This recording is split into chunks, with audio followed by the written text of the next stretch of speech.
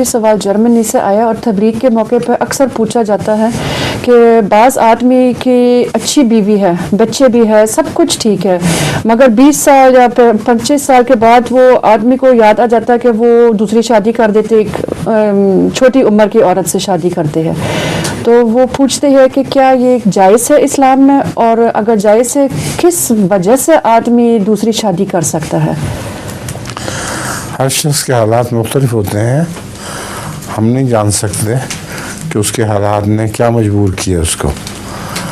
بعض لوگ صرف شہوت پرستی کی وجہ سے ایسا کرتے ہیں.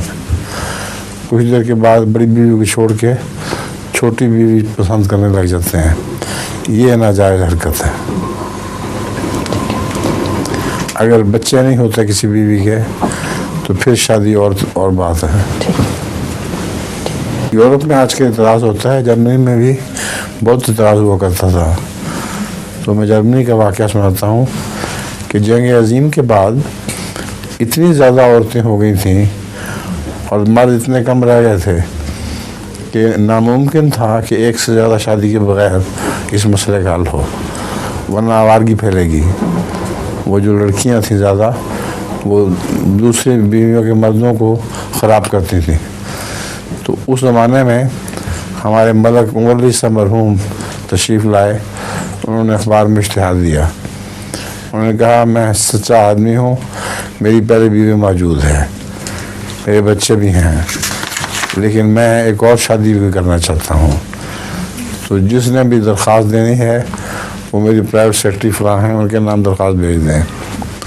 سینکڑوں درخواستیں آ گئی، بلا شبہ سینکڑوں. دن رات اس نے کام کیا، اس میں سے تلاش کیا، پھر آخر ایک لڑکی کو پسند کیا اور ملک صاحب نے اس سے شادی کی. اب اس کے بچے بھی ہیں ماشاءاللہ، اور بہت اچھی بچی ثابت ہوئی. وہ جرمن عورت تھی، بڑی وفا کے ساتھ اس نے ملک صاحب کا ساتھ دیا.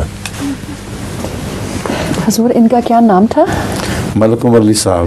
ملک عمر، ملتان کے ملک عمر علی صاحب. اچھا، ملک عمر علی صاحب.